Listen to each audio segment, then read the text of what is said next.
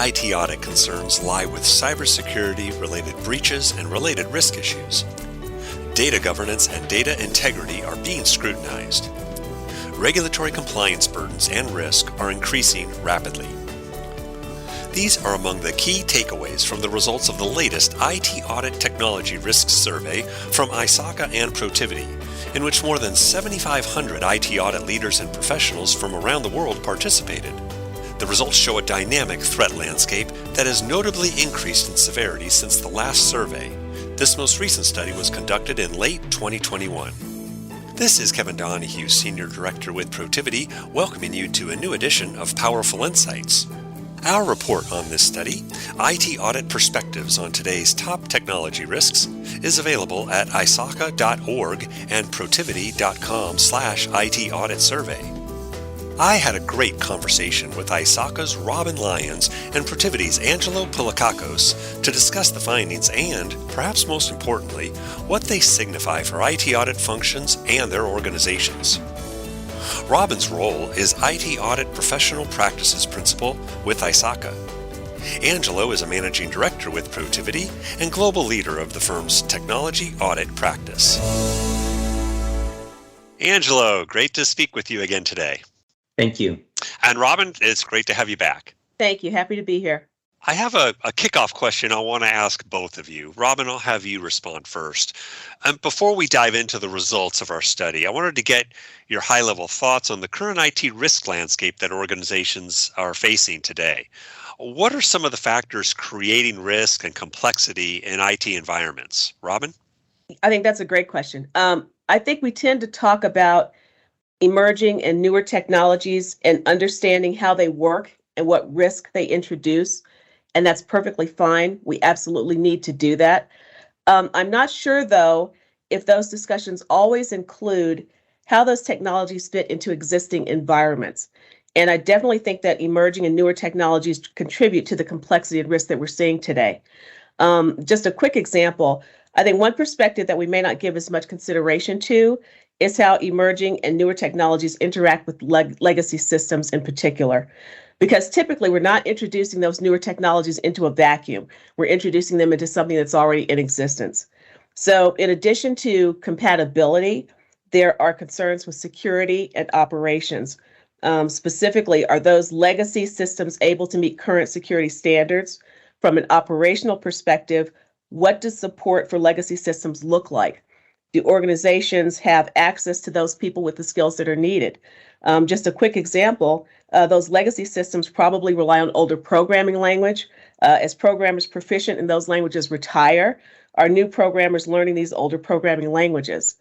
So definitely emerging and newer technologies, and even some older technologies like containerization that are being used on a more widespread basis are adding complexity and risk to our IT environments.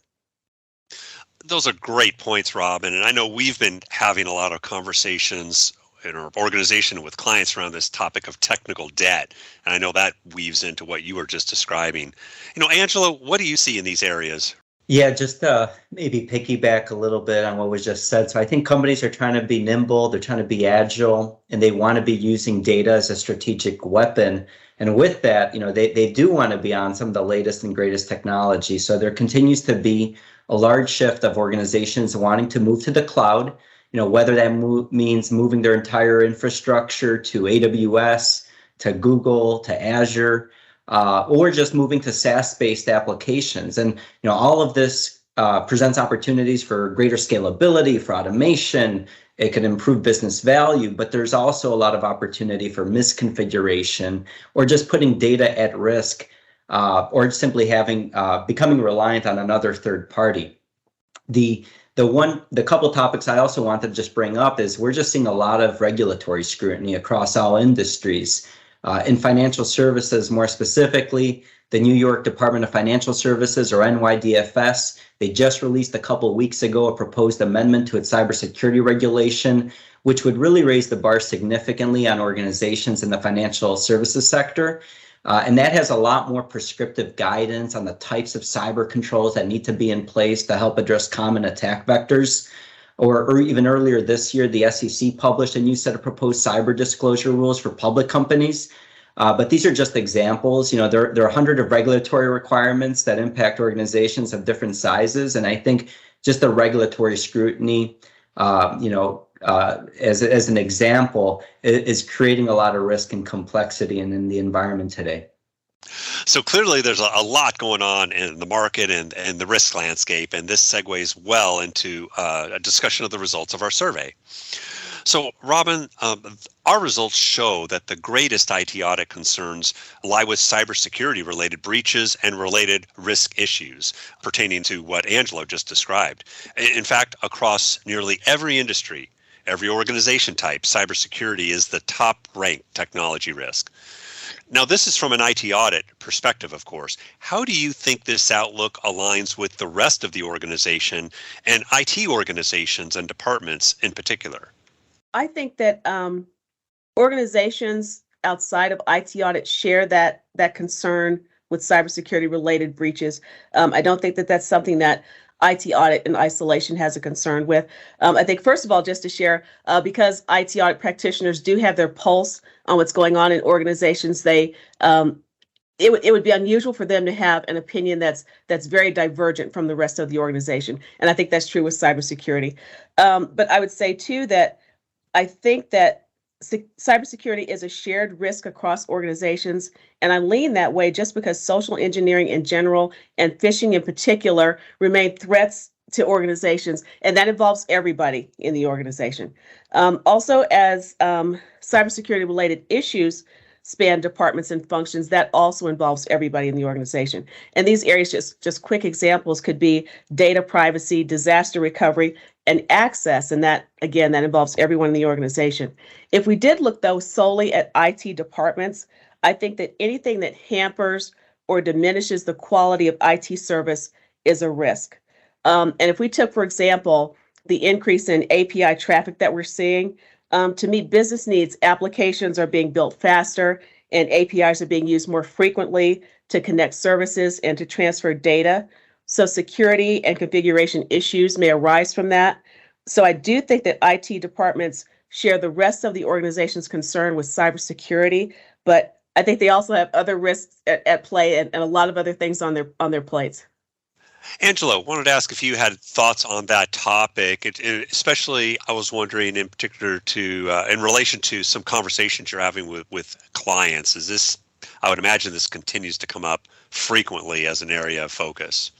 Yeah, this is cyber is going to be a trending topic for the foreseeable future. There just continues to be an increasing number of security events, breaches impacting organizations, either directly or indirectly through one of their third-party providers who experienced some kind of incident and had a trickle-down effect to the organization. So I just think the cyber landscape has just increased the risk profile. And to Robin's point, it's really everybody's responsibility. There's a lot of room for improvement just around education. And I think we're starting to see that too in school programs.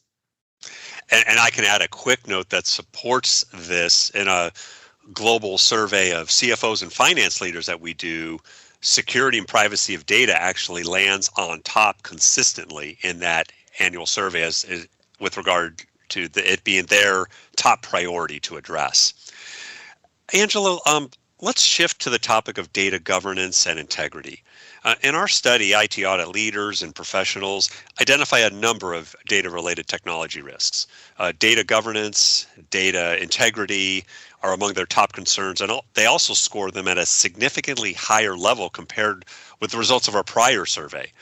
What are some of the factors driving these concerns? Yeah, I think it touches a little bit on what I answered earlier, but there's just this increasing interest from business leaders across all industries and organization types and sizes to be leveraging data as a strategic weapon. And at the same time, there is just such an influx of technology, SaaS-based products that promise to draw those insights from this data.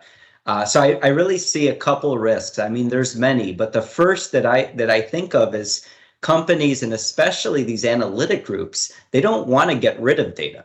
The value of data has never been more clear. They say data is the new gold, and simply hanging on to the data or replicating it across different analytic environments, which many are cloud-based, presents risk for the organization in the event of some kind of security event. So we're probably holding on to more data than ever before. But if we want to think of that question from a different angle, the real value of data exists not just by having it, but in how it's used for AI models, how it's used for analytics and for insight. So if we want to automate and get to a point where algorithms are making optimal decisions on behalf of our customers, of our people, we need to feel really good about the underlying data. Unfortunately, data is not always clean. We're not necessarily seeing organizations consistently scrub the data, maybe the way they're supposed to be. And it's really hard to come by good, clean data that has been vetted and can be fully relied upon it, and also to be doing all those things in a compliant manner. So there just needs to be a governance framework in place that helps ensure the source of data is complete and accurate, it's reliable, and that the way that we're using data is thoughtful. And we're also in compliance with various regulatory requirements that we're seeing at a state level or a country level. And Robin, I have a follow-up question for you. Angela, you could weigh in on this as well, because I hear that too, that there is just a drive to leverage data, to build AI, to enhance the customer experience, broad range of things. Is there a comparable level of attention and effort in organizations, do you think, to conduct the type of data governance and cleanup that Angelo was just describing? I mean, are they putting a priority there in the same way that they're looking to try to just leverage this data to grow these emerging technology-related areas? I think that we are getting there. I think that that's an effort that's in process, the actual data governance and actually getting to what you described. I do think, however, that we have actually turned a bend in the road as far as appreciating data, understanding the value, like Angelo was saying, the value of the data that we have, because years and years ago, organizations didn't view data that way. So I think the first big hurdle was having that acknowledgement that this data does have value and that we do need to treat it certain ways. We need to protect it. We need to understand how we're using it in all different ways and make sure that protection is available throughout the entire data life cycle. And that's the governance piece that you mentioned. And I think we're getting there. I think that part's in process. Yeah, there's definitely a culture change that it needs to be focused on data and data integrity and making sure we're all being good stewards of data. And I think that culture change is taking place, maybe even the same way we were talking about cyber and getting, having a more cyber-based culture and attunement to all the risks and threats that exist. Great. And that's a perfect segue into our next topic here, which is regulatory compliance. Robin, compliance is another notable theme in the findings of our study. How critical does monitoring regulatory compliance become as an organization pursues an innovation and transformation agenda? I'll start a little bit by talking, first of all, about compliance in a static environment. I think that even in a static environment, monitoring regulatory compliance is a challenge. But I think that challenge is largely driven by external factors. And by that, I mean there's either a change in an existing requirement or compliance with a new requirement is expected. So when an organization pursues innovation, it is adding its own internal factors to those external factors that it has to manage. My pulse on compliance is that in response to an organization's pursuit of innovation, automation or modernization is no longer an option. I think it's something that just has to be done for the competitive advantage of organizations. And also, I think for the well-being of customers and those people and organizations whose data that we hold. And I think that software as a medical device is a nice example of that. While medical devices have a life cycle that's defined in terms of years, software changes can happen on the fly. They happen on an ongoing basis. So from a regulatory perspective, there's discussion about whether the approach should be, do we modify existing medical device requirements and frameworks to accommodate software as a medical device? Or is software as a medical device so different and so unique? Does it need its own framework and its own set of expectations? And all of that just to share that monitoring regulatory compliance in an innovative environment takes on a lot of different considerations. So it should definitely be at the forefront of what organizations are looking at. Thanks, Robin. Angelo, let's touch on some of the other results from our study, specifically the IT audit risk assessment. We see that most organizations, 91%, are periodically assessing technology risk for audit planning purposes, which is good, and that half of all organizations do so on at least a quarterly basis. What do these findings tell you? Is it fair to consider whether, in light of today's dynamic technology landscape, an annual technology risk assessment, which was reported to be done by 38% of our respondents, is frequent enough?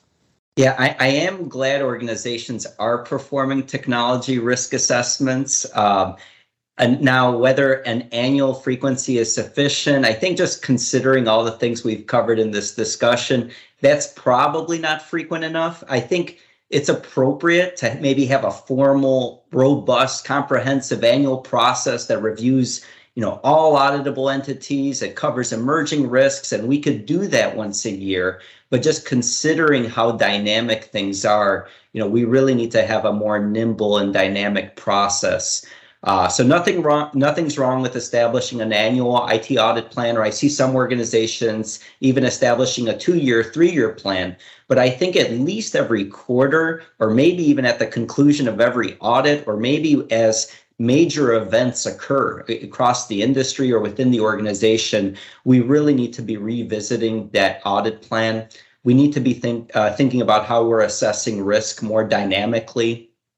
We talk about data, so we got to be leveraging that data to draw greater insights and assess, are we focused on the top technology risks, and be prepared to pivot when we need to. So, the good news is at least the vast majority of chief audit executives who I speak with, they have moved to a more dynamic audit plan. They may still do a more formal annual risk assessment, but they are having the right conversations with the right stakeholders, and they are pivoting the plan and presenting a more dynamic plan to their audit committees each time they meet with them.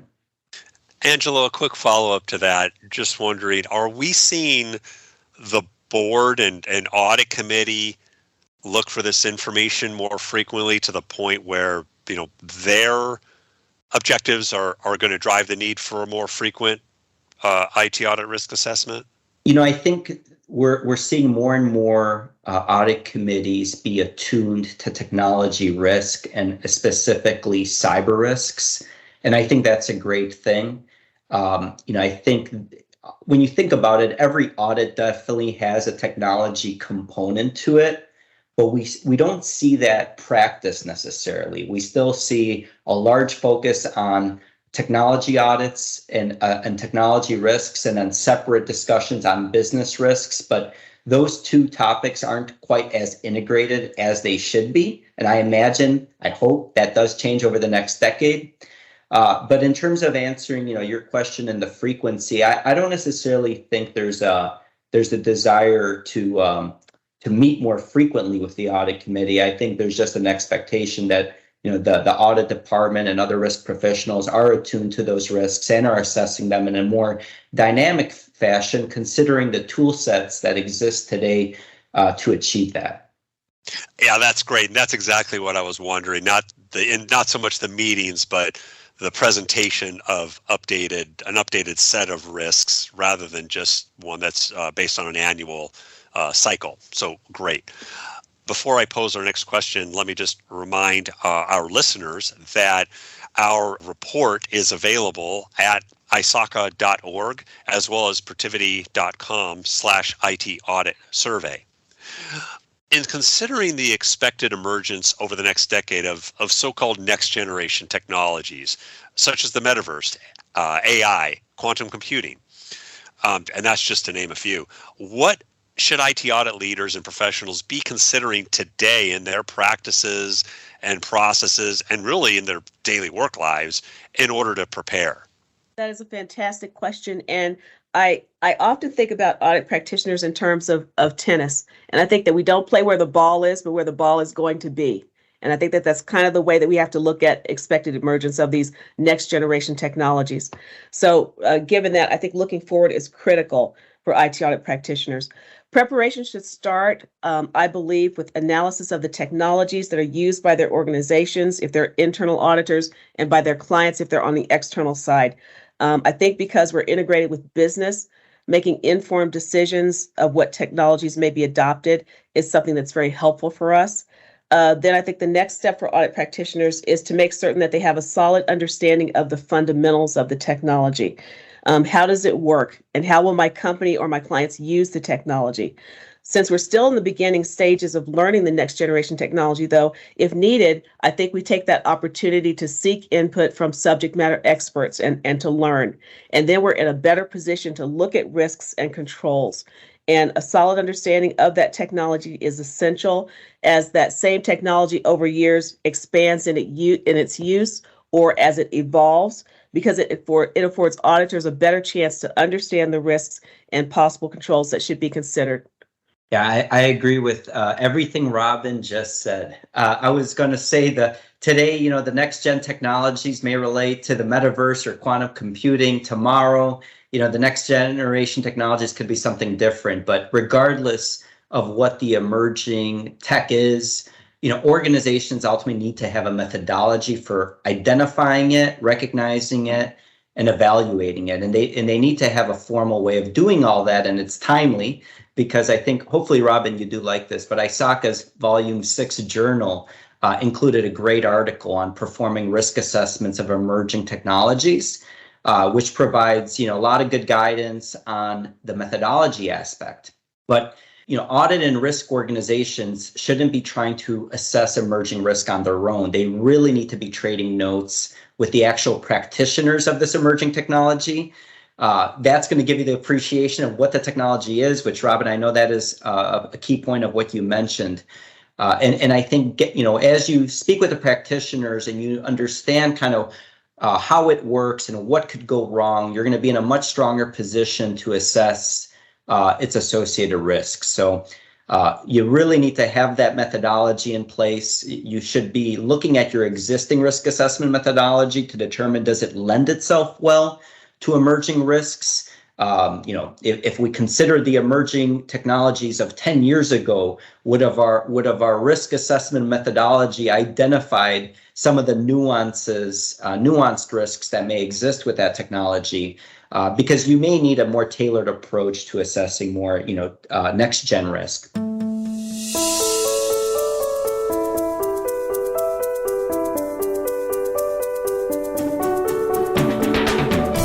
My thanks to Robin and Angelo for joining me to discuss what certainly is a dynamic IT risk landscape.